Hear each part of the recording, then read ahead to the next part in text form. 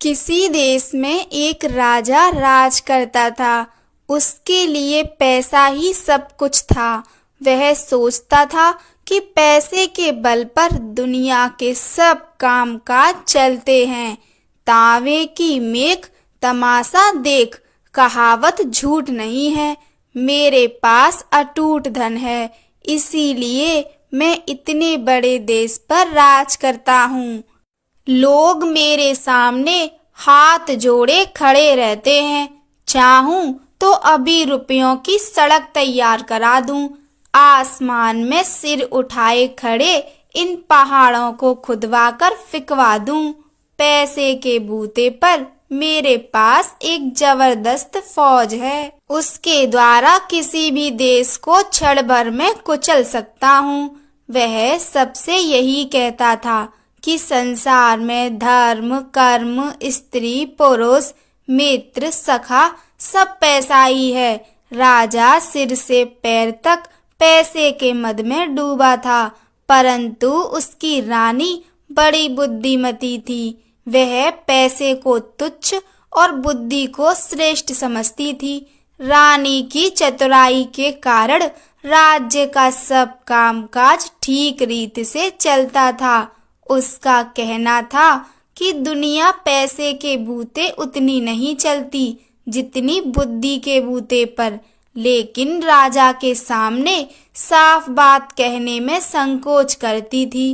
एक दिन राजा ने पूछा, रानी सच कहो, दुनिया में बुद्धि बड़ी या पैसा? रानी बड़े असमंजस में पड़ी, सोचने लगी। सत्य का मुख रूखा होता है। राजा के मन में जो पैसे का मूल्य बसा था, उसे वह अच्छी तरह जानती थी। कुछ उत्तर तो देना ही था। वह बोली, महाराज, यदि आप सच पूछते हैं तो मैं बुद्धि को बड़ा समझती हूँ। बुद्धि से ही पैसा आता है और बुद्धि से ही सब काम चलते हैं। बुद्धि ना हो तो सब खजाने यों ही लुट जाते हैं, राजपाट चौपट हो जाते हैं। पैसे की इस प्रकार निंदा सुनकर राजा को बहुत गुस्सा आया। बोला, रानी, तुम्हें अपनी बुद्धि का बड़ा घमंड है। मैं देखना चाहता हूँ कि तुम बिना पैसे के बुद्धि के सहारे कैसे काम चलाती हो। ऐसा कहकर उसने रानी को नगर के बाहर एक मकान में रख दिया। सेवा के लिए 2-4 नौकर भेज दिए। खर्च के लिए ना तो एक पैसा दिया और ना किसी तरह का कोई सामान। रानी के शरीर पर जो जेवर थे वे भी उतरवा लिए। रानी मन ही मन कहने लगी कि मैं एक दिन राजा को दिखा दूंगी कि संसार में बुद्धि भी कोई चीज है, पैसा ही सब कुछ नहीं है। नए मकान में पहुंचकर रानी ने नौकर द्वारा कुम्हार के यहाँ से 2 ईंट मंगवाई और उन्हें सफेद कपड़े में लपेटकर ऊपर से अपने नाम की मोहर लगा दी। फिर नौकर को बुलाकर कहा, तुम मेरी इस धरोहर को धन्नू सेठ के घर ले जाओ। कहना, रानी ने यह धरोहर भेजी है, 10,000 रुपए मंगाए हैं। कुछ दिनों में तुम्हारा रुपया मैं सूद के लौटा दिया जाएगा और धरोहर वापस कर ली जाएगी। नौकर सेठ के यहाँ पहुँचा। धरोहर पर रानी के नाम की मोहर देखकर सेठ समझा कि इसमें कोई कीमती जवाहर होंगे। उसने 10,000 रुपया चुपचाप दे दिए। रुपया लेकर नौकर रानी के पास गया। रानी ने इन रुपयों से व्यापार शुरू किया। नौकर चाकर लगा दिए। रानी देख रेख करने लगी। थोड़े ही दिनों में उसने इतना पैसा पैदा कर लिया कि सेठ का रुपया चुक गया और काफी पैसा बच गया। इस रुपए से उसने गरीबों के लिए मुफ्त दवाखाना, पाठशाला, तथा अनाथालय खुलवा दिए। चारों ओर रानी की जय जयकार होने लगी। शहर के बाहर रानी के मकान के आसपास बहुत से मकान बन गए और वहां अच्छी रौनक रहने लगी। इधर रानी के चले जाने पर राजा अकेला रह गया।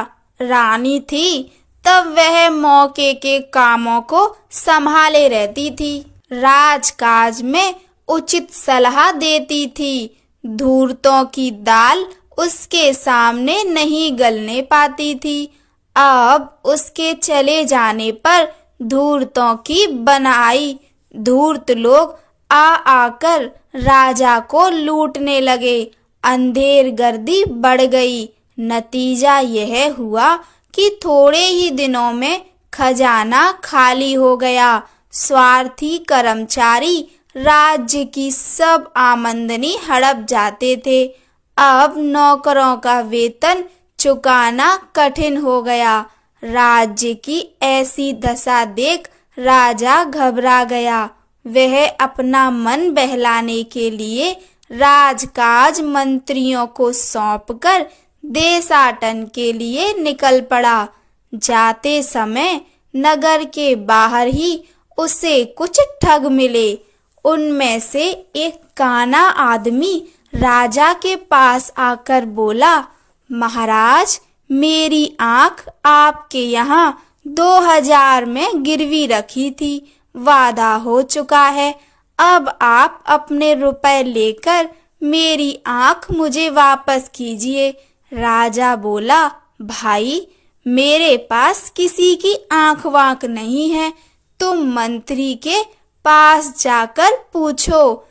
ठग बोला, महाराज, मैं मंत्री को क्या जानूं? मैंने तो आपके पास आंख गिरवी रखी थी। आप ही मेरी आंख दें। जब बाढ़ ही फसल खाने लगी तब रक्षा का क्या उपाय? आप राजा हैं। जब आप ही इंसाफ ना करेंगे तो दूसरा कौन करेगा? आप मेरी आंख ना देंगे तो आपकी बड़ी बदनामी होगी। राजा बड़ा परेशान हुआ। बदनामी से बचने के लिए उसने जैसे तैसे 4000 रुपए देकर उसे विदा किया। कुछ दूर आगे चला था कि एक बूढ़ा आदमी उसके सामने आकर खड़ा हो गया। पहले के समान वह भी कहने लगा, महाराज, मेरा एक कान आपके यहाँ गिरवी रखा था। रुपए लेकर मेरा कान मुझे वापस कीजिए। राजा ने उसे भी रुपया देकर विदा किया। इस प्रकार रास्ते में कई ठग आए और राजा से रुपया ऐंठकर चले गए। जो कुछ रुपया पैसा साथ लाए थे वह ठगों ने लूट लिया। वह खाली हाथ कुमारी चौबोला के देश में पहुँचे। कुमारी चौबोला उस देश की राजकन्या थी। उसका प्रण था कि जो आदमी मुझे जुए में हरा देगा उसी के साथ विवाह करूंगी। राजकुमारी बहुत सुंदर थी। दूर दूर के लोग उसके साथ जुआ खेलने आते थे और हारकर जेल की हवा खाते थे। सैकड़ों राजकुमार जेल में पड़े थे। मुसीबत के मारे यह राजा साहब भी उसी देश में आ पहुँचे। चौबोला की सुंदरता की खबर उनके कानों में पड़ी तो उनके मुंह में पानी भर आया। उनकी इच्छा उसके साथ विवाह करने की हुई। राजकुमारी ने महल से कुछ दूरी पर एक बंगला बनवा दिया था। विवाह की इच्छा से आने वाले लोग इसी बंगले में ठहरते थे। राजा भी उस बंगले में जा पहुंचा। पहरेदार ने तुरंत खबर दी। थोड़ी देर बाद एक तोता उड़कर आया और राजा की बाह पर बैठ गया। उसके गले में एक चिट्ठी बंधी थी जिसमें विवाह की शर्तें लिखी थीं। अंत में यह भी लिखा था कि यदि तुम जुए में हार गए तो तुम्हें जेल की हवा खानी पड़ेगी। राजा ने चिट्ठी पढ़कर जेब में रख ली। थोड़ी देर बाद राजा को राजकुमारी के महल में बुलाया गया। जुआ शुरू हुआ और राजा हार गया। शर्त के अनुसार वह जेल भेज दिया गया। राजा की हालत बिगड़ने और नगर छोड़कर जाने का समाचार जब रानी को मालूम हुआ तो उसे बहुत दुख हुआ।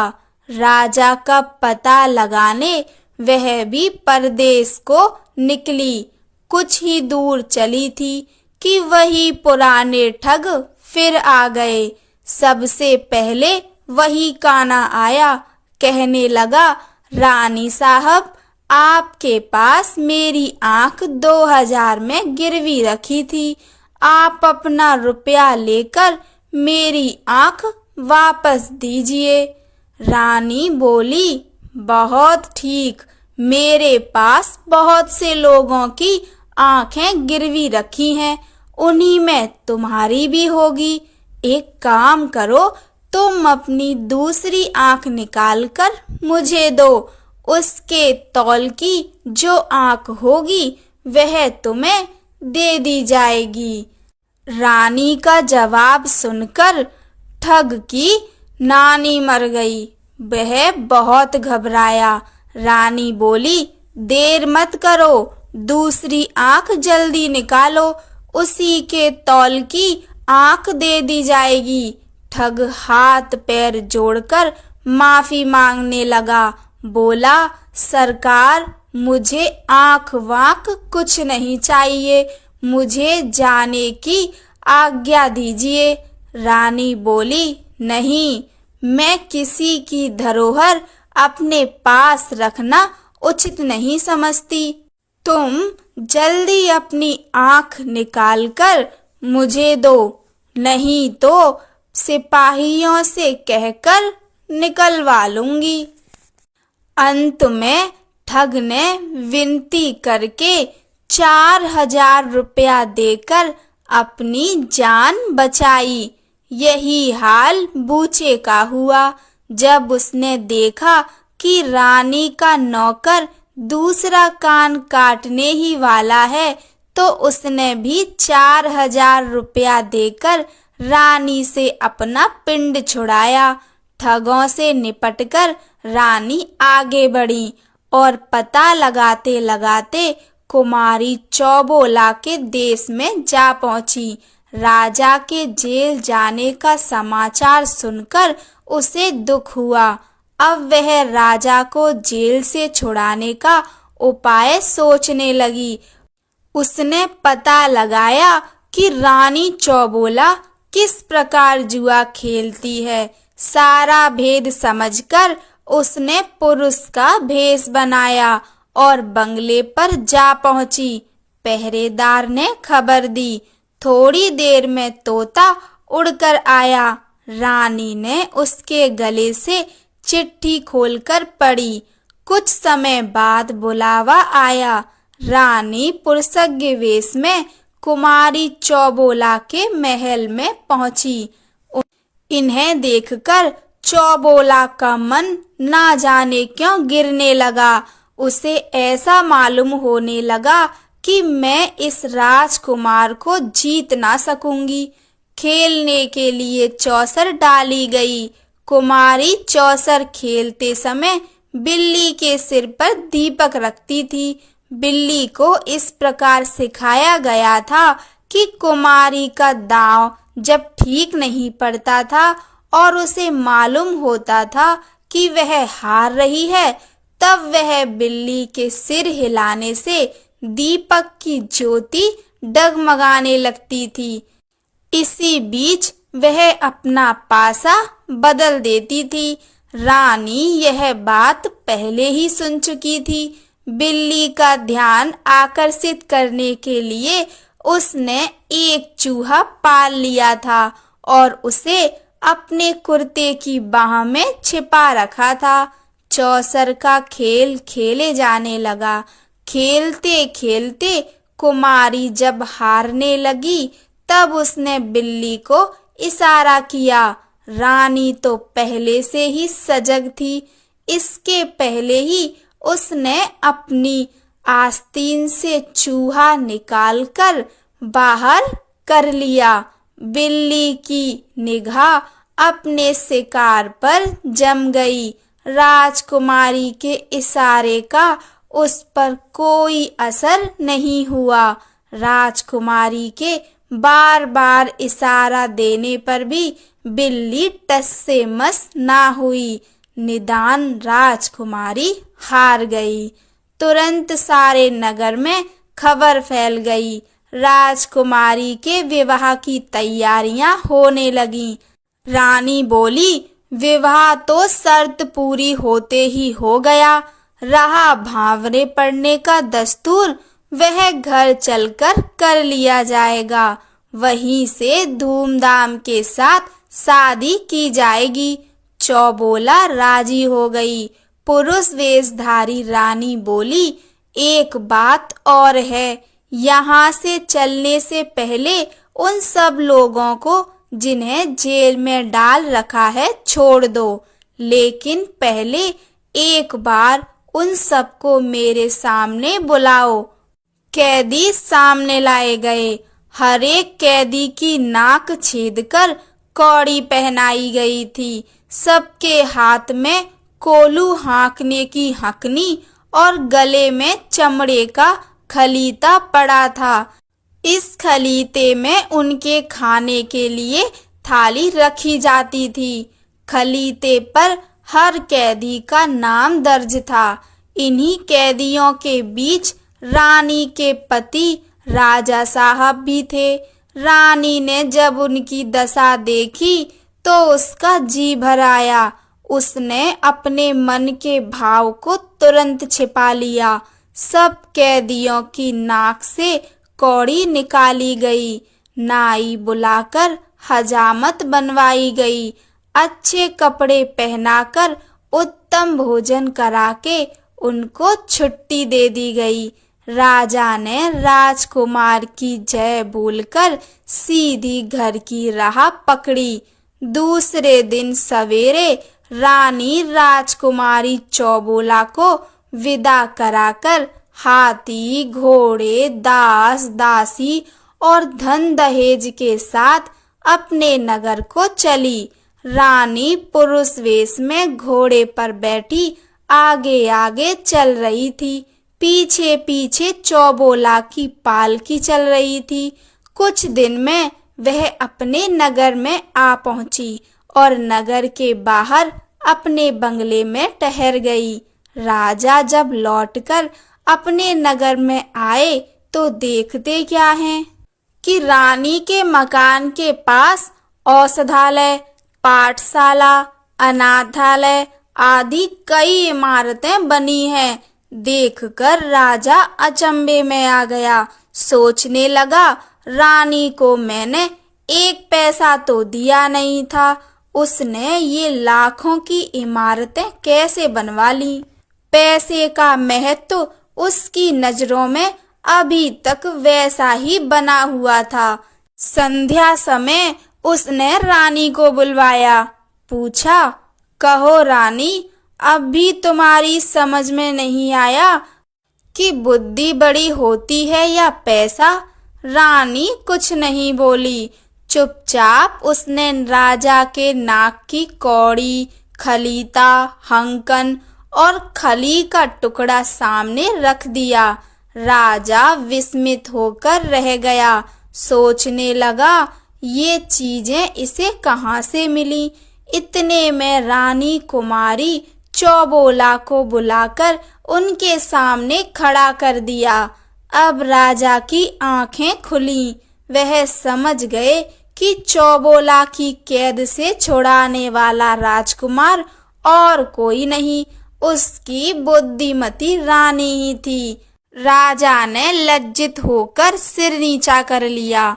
फिर कुछ देर सोचकर कहने लगा, रानी, अभी तक मैं बड़ी भूल में था। तुमने मेरी आंखें खोल दी। अभी तक मैं पैसे को ही सब कुछ समझता था, पर आज मेरी समझ में आया कि बुद्धि के आगे पैसा कोई चीज नहीं है। शुभ मुहूर्त में चौबोला का विवाह राजा के साथ धूमधाम के साथ हो गया। दोनों रानियां हिल मिलकर आनंद पूर्वक रहने लगीं। कहानी सुनने के लिए आप सभी का धन्यवाद। जय श्री राम।